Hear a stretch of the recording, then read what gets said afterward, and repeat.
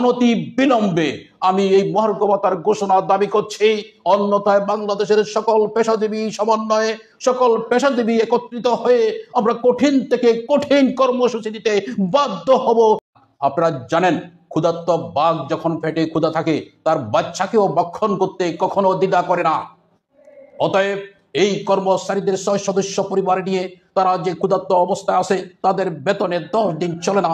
অতএব কারণে এই কর্মচারীদেরকে থামিয়ে রাখা কোনো অবস্থাতে সম্ভব নয়। ইতিমধ্যে বৈষম্যের সূত্রপাত ঘটানো হয়েছে।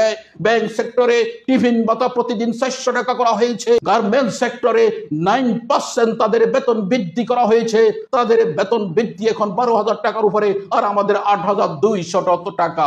যে সমস্ত বুদ্ধিজীবীরা আজকে সরকারকে বিভ্রান্ত করার চেষ্টা করছে, যে সমস্ত মিডিয়াগুলো বিভ্রান্ত করার চেষ্টা করছে, আমরা আপনাদেরকে অনুরোধ করব, আমরা এই সমাজের মানুষ, আপনাদের সাথে আমরা একাত্রে বসবাস করতে চাই। আমরা এখনো বিশ্বাস করি সরকার যে সিদ্ধান্ত দিয়েছে, যে ঘোষণা দিয়েছে, এই ঘোষণাতে তারা বহাল আছে।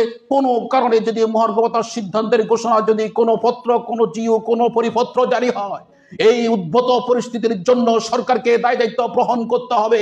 আগামী 31 তারিখ নয়, অনতি বিলম্বে আমি এই মহার্ঘ ভাতার ঘোষণা দাবি করছি, অন্যথায় বাংলাদেশের সকল পেশাজীবী সমন্বয়ে সকল পেশাজীবী একত্রিত হয়ে আমরা কঠিন থেকে কঠিন কর্মসূচি দিতে বাধ্য হব। না হয় সারা বাংলাদেশের এই প্রশাসন সেক্টর, এই জনপ্রশাসনের নিয়ন্ত্রণে সকল সেক্টর অচল হয়ে যেতে পারে। পূর্বের যে 5% মহার্ঘ ভাতার বাইরে থাকবে, সেটা মহার্ঘ। সর্বপ্রথম সরকারি চাকরিজীবীদের নবম পে স্কেল সহ মহার্ঘ ভাতা সংক্রান্ত সঠিক তথ্য পেতে চ্যানেলটিতে লাইক, কমেন্ট ও সাবস্ক্রাইব করতে ভুলবেন না। ধন্যবাদ।